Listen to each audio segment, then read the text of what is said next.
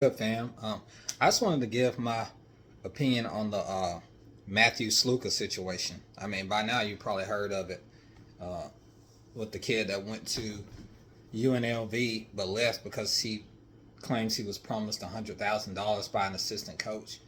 But one thing, and I'll get to him in a minute. But one thing I wanted to start off with that I don't see many people talking about is his representation. I think they said his name is Marcus Cromartie.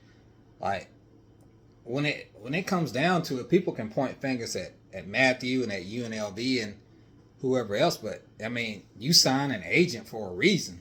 Like it was his agent that kind of failed him in this situation, letting him go along with an agreement that was verbal and not written on paper. Because I think everybody in this learned a valuable lesson that if a deal's not on paper, it's not a deal.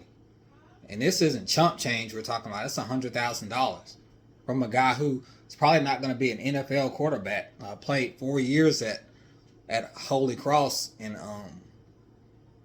couldn't get drafted out of that unless he just explodes his last season.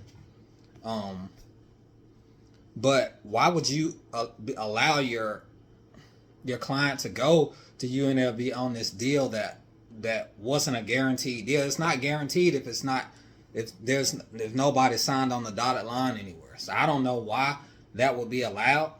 So I think on his part that was just a bad decision on the part of his representation, and I don't see a whole lot of people talking about that. And second, with Sluka, I mean, I'm all about people getting money and getting it while they can, but we can't get to a point in sports where it's just completely about you.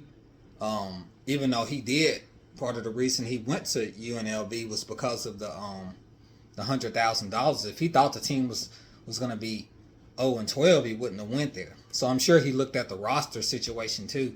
It kind of sucks to be one of his teammates that had nothing to do with one of this. You're riding high off of a 3-0 start, and I see guys on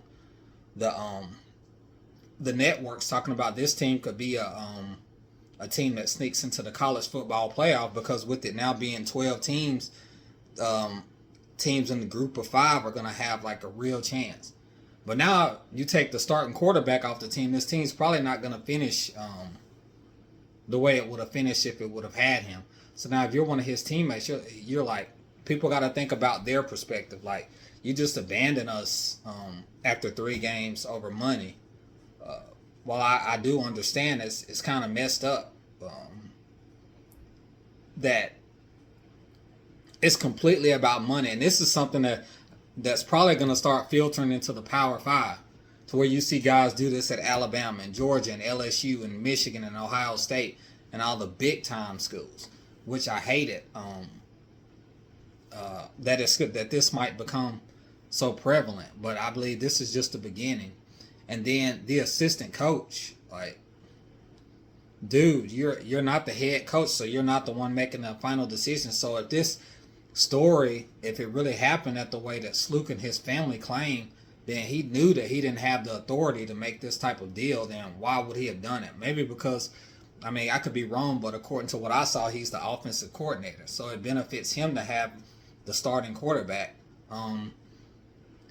It's really messed up for him to not go through the proper channels and go to the head coach and go to the collective and make sure that this is a done deal before you just tell him, oh yeah, come on, we'll get you $100,000. That's if it really happened like that, because there's no proof that the assistant coach even really said that. That's just what Sluka and his family are saying. And for him to dip out like that, I mean, it's looking like he might have been right, but there was no deal on paper, which was just a big time oversight, starting with Sluka's representation, and then him and his family not seeing that and just trusting. So you don't trust somebody when there's $100,000 involved. You get something done on paper, something set in stone, and then you go.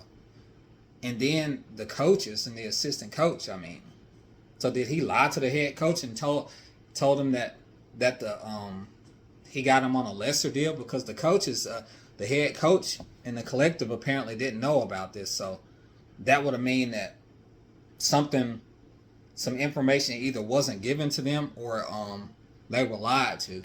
That's just a mistake on everybody's part, and it's just a big lesson learned from this. These deals don't matter if they're not written down on paper. They're not set in stone if they're not on paper. But I hope it works out for UNLV. Interesting situation, and thank you all for watching. Everybody have a good day.